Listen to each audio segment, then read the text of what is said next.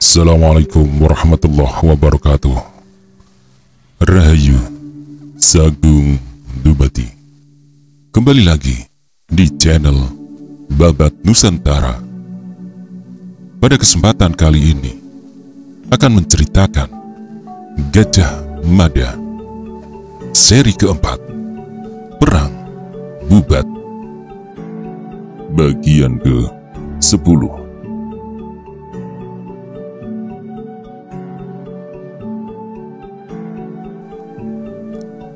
Tak jelas bagian mana yang menyebabkan Pradabasu tersenyum, bahkan menggeleng-gelengkan kepala.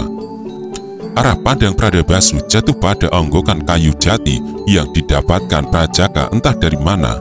Dari bongkahan kayu jati itu, sang Prajaka berencana mengukirnya menjadi benda bernilai seni, agar kayu itu bisa diraut menjadi sebuah patung.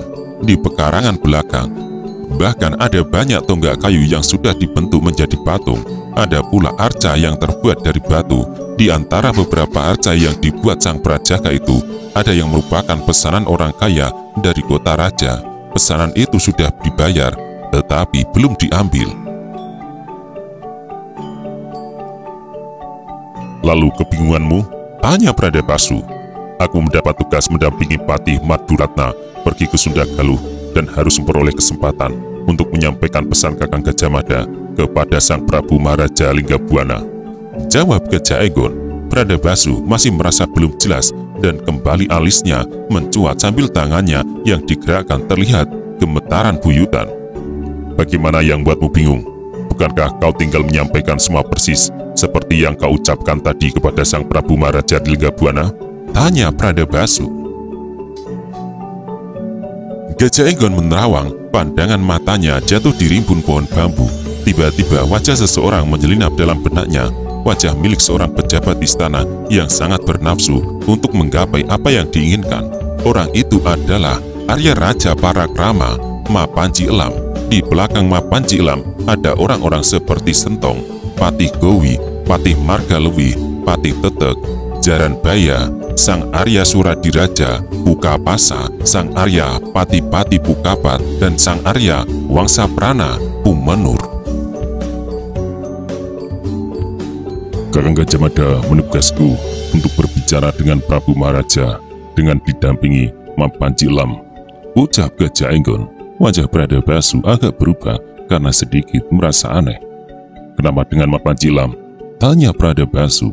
Meski tidak ingin tersenyum, Gajah Enggon terpaksa tersenyum melihat daya ingat Pradabasu yang agak tumpul. Tadi sudah aku ceritakan kepadamu mengenai dua golongan orang-orang beduk Mahapati Gajah Mada, yaitu golongan mereka yang menggunakan akal waras dan yang membabi buta, kata Gajah Enggon. Oh, desis Pradabasu sambil mangut-mangut. Gajah Enggon kembali menjatuhkan pandangan matanya ke arah pohon kelapa yang tadi dipanjat seseorang. Gajah Enggon terkejut melihat orang itu tak ada di sana lagi. Ada apa? Tanya Pradabasu yang membaca kekagetan di wajah sahabatnya itu. Orang yang memanjat kelapa tadi? Tanya Gajah Enggon bingung. Kiai Sandaran Banjir? Kenapa? Tanya Pradabasu.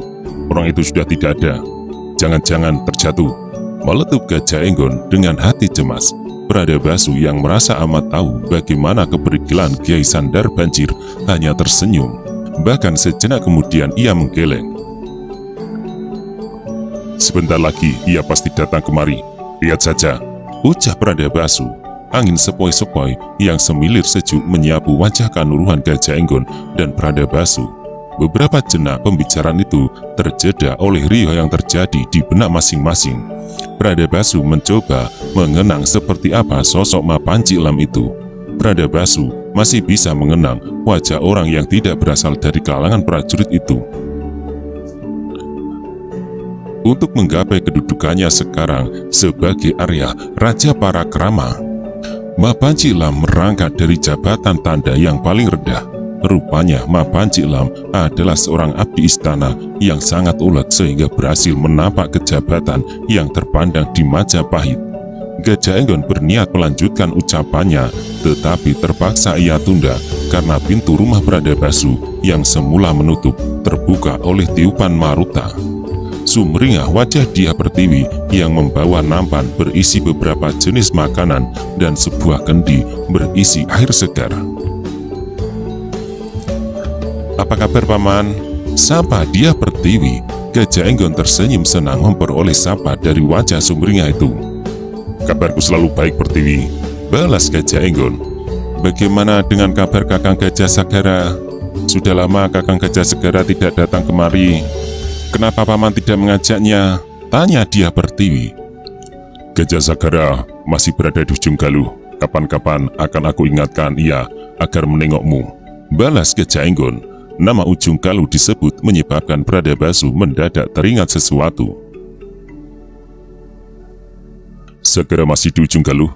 tanya Pradabasu. Gajah Enggon mengangguk. "Dengan siapa dia di sana?" kejar Pradabasu.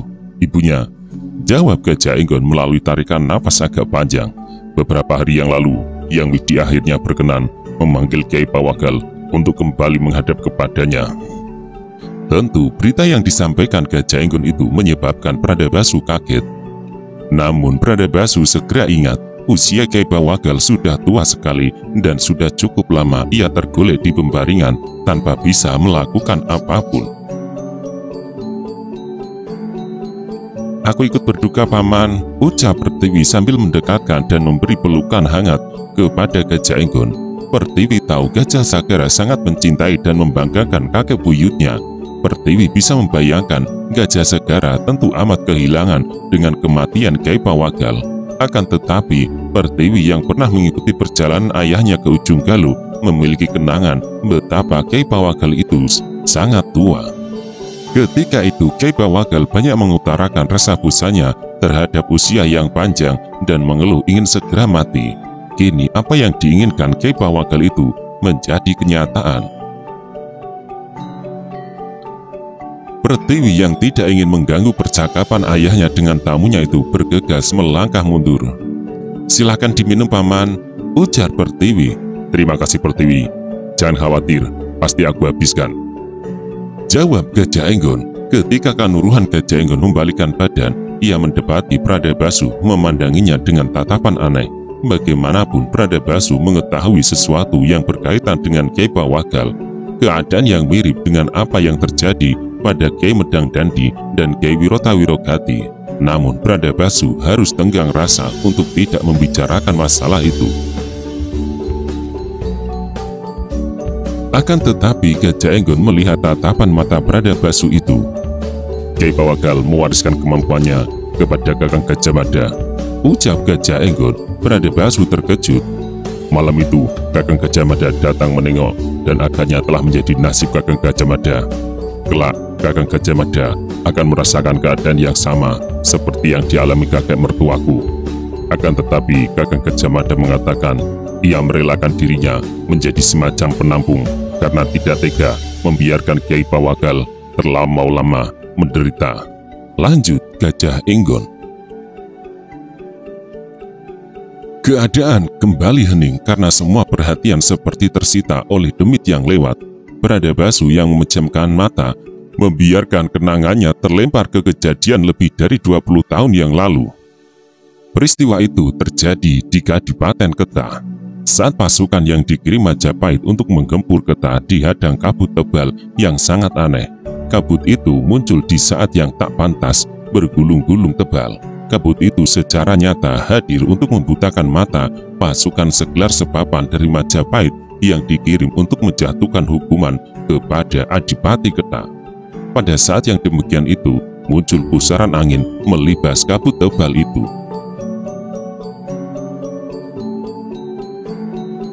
Cukup lama kejadian itu menjadi sebuah teka-teki yang tidak kunjung diketahui jawabnya. Belakangan Pradabasu tahu bahwa Kyai Pawagal berada di belakang peristiwa aneh itu. Pradabasu bangkit dan meliukkan tubuh sambil memandang Gajah Enggon. "Aku ingat," kata Pradabasu yang berusaha mengembalikan pembicaraan. "Ketika aku masih Bayangkara, Panji Elam seorang tanda dengan pangkat paling rendah. Ia nyaris seperti seorang pesuruh yang ditugasi ke sana kemari. Aku tidak menyangka ia mampu meraih kedudukan sebagai Arya Raja Parakrama, pejabat yang mengurusi hal-hal yang terkait dengan upacara-upacara." Gajah Enggon mencoba mencicipi makanan yang disuguhkan tuan rumah. Tanpa rasa sungkan, Kanurun Gajah Enggon menyantapnya dengan lahap. Aku sulit membayangkan bagaimana berbicara dan berusaha menyampaikan apa yang diinginkan Majapahit jika aku disandingkan dengan orang macam Mapanjilam. Ketika aku harus berbicara menggunakan kalimat yang harus kutata dengan hati-hati, aku sampaikan dengan cara yang masuk akal. Bayangkan jika tiba-tiba Mapanjilam justru berbicara menggunakan bahasa ancaman, ucap Gajah Enggon. Setelah berbicara melingkar-lingkar, akhirnya Pradabasu melihat Gajah Enggon telah sampai ke ujung pembicaraannya. Kenapa tak kau sampaikan persoalanmu itu kepada orang yang berimu tugas? Mahamantri Mukya Gajah Mada tentu akan mempertimbangkan. Pradabasu memberi saran. Gajah Enggon tersenyum. Sudah, ucapnya, telah aku sampaikan kepada Kakang Gajah Mada. Akan tetapi, ia bersikukuh menyandingkan aku dengan Mapanjilam. Kerut di kening Pradabasu menjadi sebuah tanda ia sedang berpikir keras. Akan tetapi sejenak kemudian, Pradabasu tersenyum. Pradabasu merasa menemukan gagasan. Aku punya cara yang mungkin bisa kau gunakan, ucapnya. Bagaimana? Tanya Gajah Enggon tak sabar. Nanti aku uraikan, jawab Pradabasu. Apa yang dikatakan Pradabasu sebelumnya ternyata benar. Dari arah kanan, tampak seorang melintas jalan dengan terkopo-kopo. Kyai Sandan Banjir membawa beberapa butir kelapa muda pilihan. Gajah Enggon tersenyum melihat tebakan Pradabasu. Ternyata benar adanya. Mengapa harus repot-repot Kakang Banjir? Ucap Pradabasu ramah. Sandan Banjir memiliki mulut yang lebar. Mulut itu bertambah lebar ketika tertawa. Hanya beberapa butir kelapa muda, ucap Kyai Sandan Banjir. Aku tahu Adimas Pradabasu baru pulang dari menempuh perjalanan panjang. Tentu Adimas kelelahan. Itu sebabnya aku berharap kelapa muda ini bisa memulihkan tenaga Adimas. Apalagi Adimas Pradabasu sedang menerima tamu. Monggo silahkan, kalau masih kurang, aku masih ada banyak sekali Adimas. Oleh sebuah alasan, Kanurun Gajah Enggon menyembunyikan senyumnya. Kalau diizinkan, bolehkah aku berkenalan dengan tamumu Adimas? Tanya Kyai Sandan Banjir. Oh, silakan, Kakang Sandan Banjir. Beliau adalah Kanurun Gajah Enggon, mantan pimpinan pasukan khusus Bayangkara. Salah seorang pejabat Majapahit yang diharap akan menduduki jabatan penting di barisan Sang Pancari Wilwatikto. Pradabasu memperkenalkan Gajah Enggon kepada Kyai Sandan Banjir. Sandan Banjir tersenyum makin lebar sambil saling mengusapkan kedua telapak tangannya. Sebelum berjabat tangan, tangan harus bersih, kata Kyai Sandan Banjir.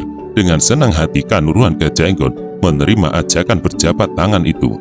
Perhatian Gajah Enggon masih tertuju kepada orang itu ketika orang itu melenggang pulang sambil membawa kebanggaan telah berkenalan dengan seorang pejabat penting di Majapahit. Orang itu memanggilmu Adimas, celetuk Gajah Enggon. Digoyang simpul sarafnya, Pradabasu nyaris meledakkan tawannya. Akan tetapi dengan penuh kesadaran Pradabasu membungkam mulutnya sendiri. Jika ia tertawa, Kyai Sandan Banjir bisa berbalik atau tersinggung. Kenapa orang itu memanggilmu Adimas? Tanya Gajah Enggon. Pradabasu yang tersenyum sambil menundukkan kepala itu, kemudian mendongak. Kamu tergesa-gesa? Balas Pradabasu. Gajah Enggon bingung. Tergesa-gesa apa maksudmu? Tanya Gajah Enggon yang merasa aneh. Kalau kamu tergesa-gesa, aku akan tanyakan kepada orang itu kenapa ia panggil aku dengan panggilan Adimas. Maka persoalannya akan menjadi jelas, ucap Pradabasu. Gajah Enggon agak terlambat menyadari guyonan yang dilontarkan sejawatnya itu. Dengan senyum merekah, Kanurun Gajah Enggon melolos pedang panjangnya. Sebutir kelapa siap menjadi sasaran pedangnya. Namun Gajah Enggon menunda apa yang akan dilakukannya. Dari pintu yang terbuka, Nyai Dyah Menur datang mendekat. Apa benar Kyai Pawagal telah meninggal, Tuan? Tanya Dyah Menur. Selama ini Kanurun Gajah Enggon menempatkan Pradabasu sebagai sahabatnya, sahabat yang akrab. Akan tetapi setiap kali bertemu, selalu saja Nyai Dyah Menur manggilnya Tuan. Benar Nyai, balas Gajah Enggon. Wajah Nyai Dyah Menur sebagai tersapu mendung. Aku ikut berbelasungkawa Tuan, kata Dyah Menur. Gajah Enggon mengangguk dan mengembangkan senyumnya. Terima kasih Nyai, Gajah Enggon menjawab. Kanuruhan Gajah Enggon melayani jawaban atas beberapa pertanyaan Nyai Dyah Menur. Meski sang waktu telah berjalan sedemikian lama dan masing-masing telah memiliki anak yang sudah dewasa, tetap saja sikap Dyah Menur tak berubah. Rupanya pengalaman pahit di masa silam menyebabkan Dyah Menur menjaga jarak dari kaum lelaki di ruang pergaulannya. Namun terhadap Nyai Rahi Sunelo, Dyah Menur bisa sedemikian akrab dan berhubungan layaknya terlahir sebagai kakak beradik. Keakraban Pradabasu dan kanuruhan Gajah Enggon yang disertai kedekatan Nyai Dyah Menur dengan Nyai Rahi Sunelo menyebabkan kuda Swabaya dan Gajah Sagara bersahabat akrab pula. Kemana-mana dua pemuda itu selalu bersama. Mereka juga bersama ketika mengajukan diri ikut mengabdikan diri pada negara sebagai prajurit. Tidak jarang kuda Swabaya menginap di rumah Gajah Enggon. Jika sedang libur, Gajah Sagara dan kuda Swabaya sering beradu balap dengan memacu kuda masing-masing sampai seharian penuh ke ujung Galuh. Kesempatan yang ada itu sekalian digunakan untuk menengok Kyai Pawagal. Saat-saat macam itu yang amat membahagiakan Kyai Pawagal ketika masih hidup. Kedekatan itu pula yang menyebabkan kanuruhan Gajah Enggon dengan sepenuh hati melindungi jati diri dan asal-usul kuda Swabaya.